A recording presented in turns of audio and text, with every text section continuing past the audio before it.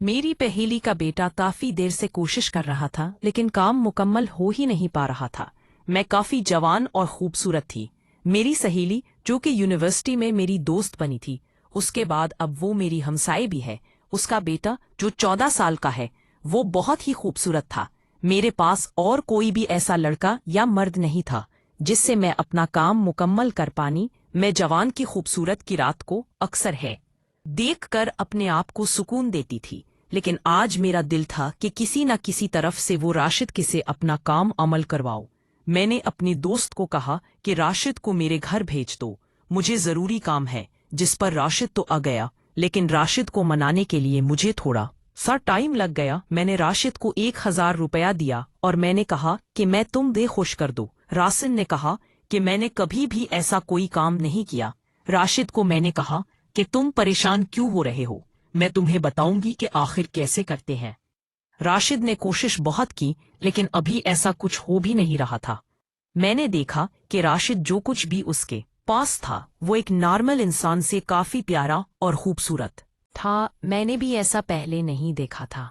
मुझे वो बहुत ही पसंद आने लगा। पहले मैंने इसके साथ कुछ देर खेलने की कोशिश की। इसके बाद राशिद ने कहा कि मुझे समझ नहीं आ रही कि आंटी अब क्या करना है। मैंने कहा, तुम्हें परेशान होने की जरूरत नहीं। राशिद को मैंने पूछा कि ये आखिर तुमने इतना डार्क कैसे किया हुआ है, तुम खेलते भी हो या नहीं। उसने कहा कि मैं खुद तो नहीं खेलता, लेकिन मेरे बहुत सारे दोस्त हैं। क्योंकि राशिद देखने में बहुत ज्यादा खूबसूरत था, मुझे पहले भी इस पर शक था कि शायद उसे कोई बुरी आदत है, लेकिन अब तो मुझे पता चल चुका था कि वो दूसरे लड़कों के साथ अक्सर ऐसा खेल खेलता है। बहुत सारे लोग जो कि राशिद के साथ खेल चुके थे, लेकिन राशिद ने कभी भी है फैला था। राशिद कहता है कि पहले मेरे दोस्त मुझे ले जाते थे और हम अक्सर खेलते थे और मुझे पैसे भी देते थे और खाना भी खिलाते थे। मैंने कहा कि आज तुम जो काम करने जा रहे हो, ये उसके बिल्कुल उल्ट और बरक्स है। तो मैं अब जो कुछ करना है, वो जैसे मैं कहूंगी तुम्हें वैसे करना पड़ेगा। अब मैंने कहा कि जो दोस्त तुम्हारा खेलते हैं वही आज नहीं करना है, और जो कुछ तुम अपने ऊपर बर्दाश्त करते हो वो सब कुछ मैं बर्दाश्त करोगी। उस पर राशिद ने कहा कि ठीक है। अब जब मैंने देखा कि राशिद मुकम्मल तौर पर तैयार हो चुका है, राशिद अबा का खेलने के काबिल हो चुका था, मुझे नहीं पता था कि राशिद जब खेल अपना शुरू करेगा तो वो अब इस खेल के लिए इतना ज्यादा एक्साइट था। कुछ देर के बाद उसने अपना मैं सर्वर लिया। सरों में तो इससे खेला भी नहीं जा रहा था, लेकिन कुछ देर के बाद वो अच्छा खेलने लगा। अब क्योंकि मेरे लिए ये पहला एक्सपीरियंस नहीं था, इसलिए मैं थक चुकी थी। मुझे बहुत ज्यादा राहत और सुकून तो मिल चुका था, लेकिन अब मुझसे ज्यादा बर्दाश्त नहीं हो पा रहा था। मैंने अब राशिद को कहा हटो, लेकिन राशिद हाई ही नहीं रहा था। राशिद का तो दिल में कर रहा था कि वो खेलता ही रहे। राशिद लो तो शायद इस बात का पता ही नहीं कि उसे कैसे खेला जाता है। कुछ देर के बाद मैं खुद ही राशिद के सामने से हट गई और मैंने कहा कि मुझे तुमसे नहीं खेलना। मुझे इतना दर्द और तकलीफ हो रही है, तो मैं नहीं पता कि मैं पहले भी नहीं खेला। ये मेरा पहला खेल था। मुझे क्या पता था कि तुम इस हो छे देर समझ आ चुकी थी। राशिद ने कहा, ये जो भी है खाला, बस आज आप मुकम्मल तौर पर इसको इस्तेमाल करना सीख चुके हैं। मैं चाहता हूँ कि बस आप थोड़ी देर मेरी ये बात मान ले। मुझे समझ आ चुकी थी, क्योंकि अब राशिद मुकम्मल तौर पर खेलने के काबिल हो चुका था। कुछ देर के बाद राशिद ने आखिरकार अपना खेल मुकम्मल किया। कुछ देर के बाद राशिद हार चुका था। राशिद, जो कि अपने बात मनवाने में काफी भारत रखता था, मेरे राशिद को कहा कि तुम तो अच्छा खेल लेते हो।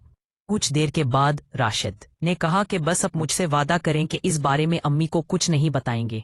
मैंने कहा नहीं, ऐसी बात क्यों सोच रहे हो, मैं कभी भी किसी को कुछ नहीं बताऊंगी। इसके बाद राशिद और मैंने काफी अच्छा वक्त गुजारा। मुझे काफी अच्छा लगने लगा था।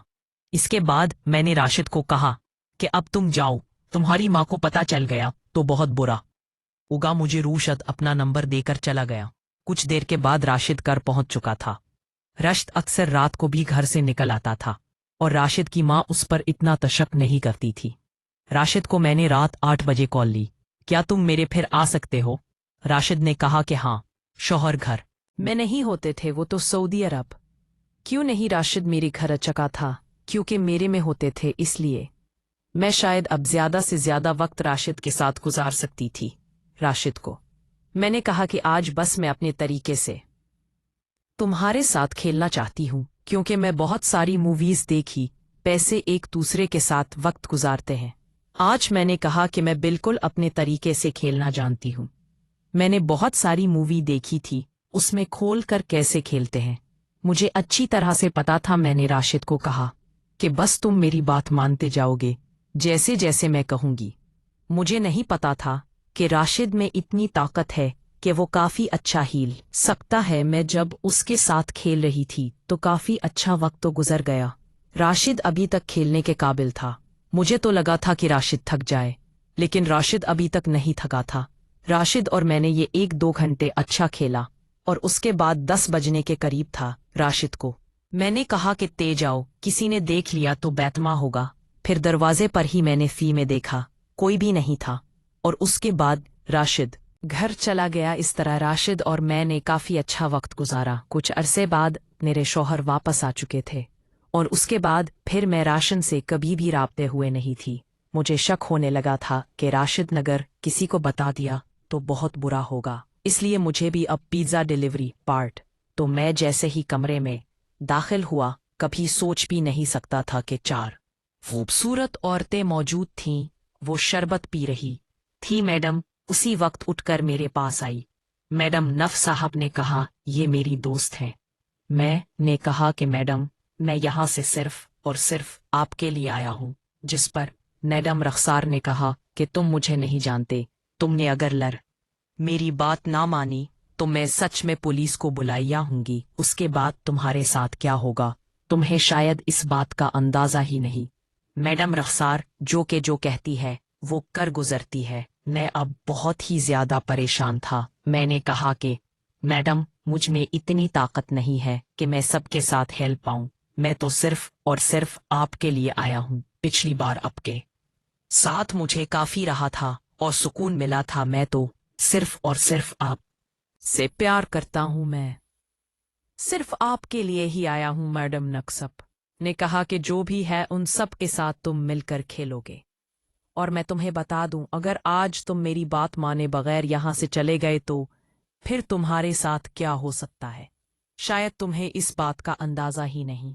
मैं अब बहुत ही ज्यादा हैरान था, क्योंकि वो सब बड़ी उम्र की मैं खेल पाऊंगा। कुछ देर के बाद एक मैडम मेरे पास आई और उसने अपना खेल शुरू कर, और जैसे ही उसने अपना काम मुकम्मल किया मुझे बहुत ही ज्यादा कमजोरी हो रही सी। मैं नहीं पता था कि अब भी वो खेलने की ताकत रखता।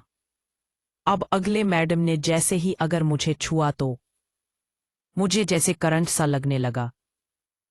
मुझे नहीं समझ आ रही थी कि मेरे साथ ऐसा क्यों हो रहा है। पहले जब राहत और सुकून लेता था तो मैं थक जाता था और उसके साथ वो भी थक जाता था, लेकिन आज मैं तो थक तो तुम मुझ में इसी ताकत है थी। लेकिन आखिर उन्होंने मुझे कौन सी मेडिसिन खिलाई थी वो जो समझ नहीं आ रहा था, क्योंकि वो तो बात थकने का नाम ही नहीं ले रहा था। उसके बाद दूसरे मैडम ने भी अपना खेल मुकम्मल किया और उसने अपने हिसाब से मुकम्मल तौर पर जैसे मूवीज में दिखाया जाता है उसने प्यार दिया।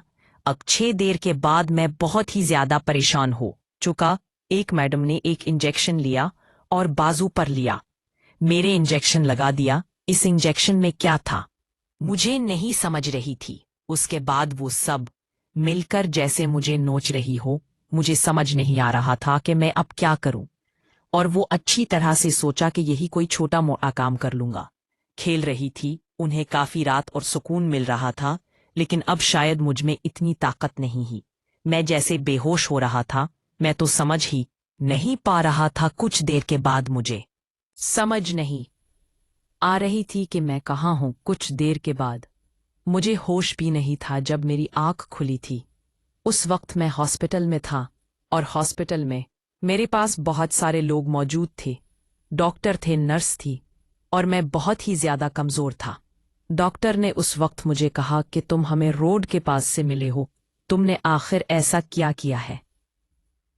तुम बहुत ही कमजोर थे और तुम्हारे जिस्म में इतनी ताकत नहीं थी। मुझे अब वो रात का मुकम्मल सीन आंखों में था। मुझे समझ आ चुकी थी कि रक्सान मैडम ने मेरे साथ क्या किया था। रफ्सार मैडम की वजह से मुझे इतना बड़ा नुकसान उठाना पड़ा। मैं हॉस्पिटल में कुछ दिन रहा। मेरे पास जो कुछ भी था हॉस्पिटल के बिल में चला गया। अब मैं बहुत ही ज्यादा परेशान था। अब मैं वो जॉब छोड़ चुका था क्योंकि वीजा डिलीवरी की वजह से मेरी जिंदगी